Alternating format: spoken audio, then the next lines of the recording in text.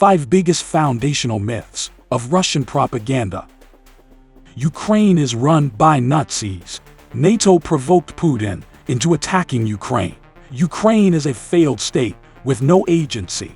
Moscow keeps repeating these lines ad nauseum. But is there any truth to them? Let's see.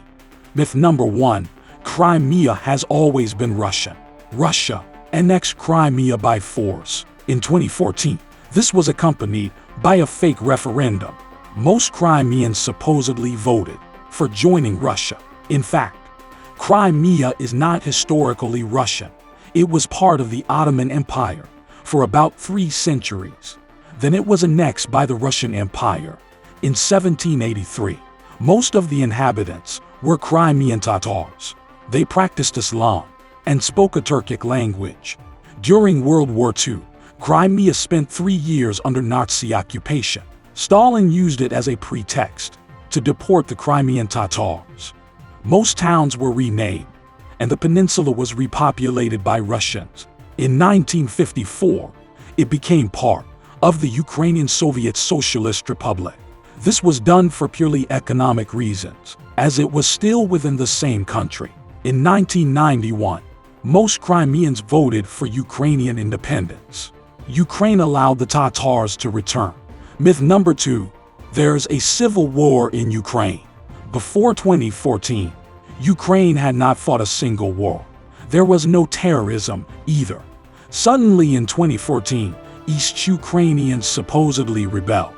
The rebels somehow got hold of tanks and SAM systems. In fact, most of these rebels were Russians, and all of their weapons and money came from Russia. At the time, Russia claimed to have no troops in Crimea, but it later admitted to the military operation. The same thing happened in Donbass. Ukrainian forces started pushing the Russia-backed separatists out. Russia sent in its regular troops, stopping the Ukrainian advance. Putin has given out medals to the people involved. Myth number 3. Ukraine is a failed state. This is Putin's favorite narrative. He claims the borders of Ukraine were created by Lenin. Curiously, Russia never had a problem with recognizing those borders before 2014. On March 4, 2014, Putin claimed Russia had no plans to annex Crimea. Yet we all know what happened then. Russian propaganda paints Ukraine as a country divided. Supposedly, speakers of Russian and Ukrainian hate each other. Cultural differences between the regions are too vast. People in eastern and western Ukraine don't think of themselves as one nation, but the reality is obviously very different. This has become especially clear during the current war. The Russians can't find support on occupied territories.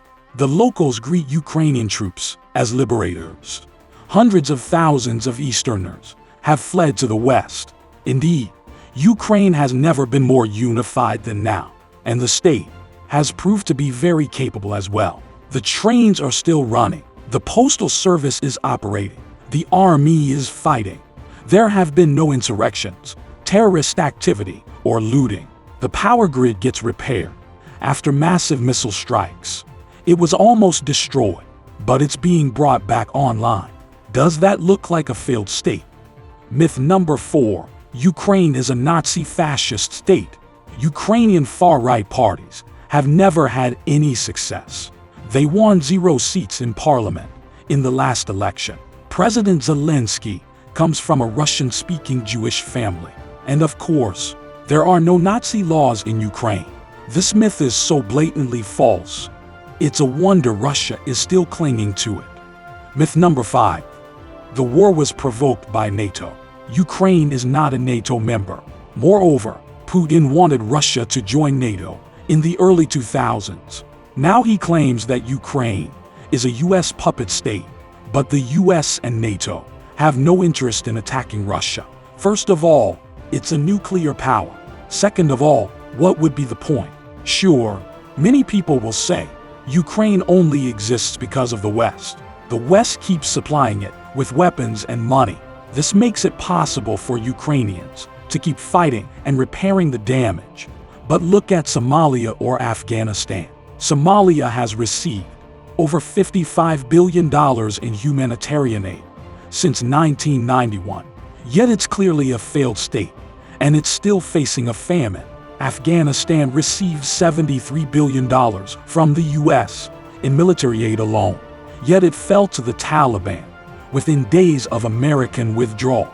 Could it be that the Ukrainians simply don't want to be Russian?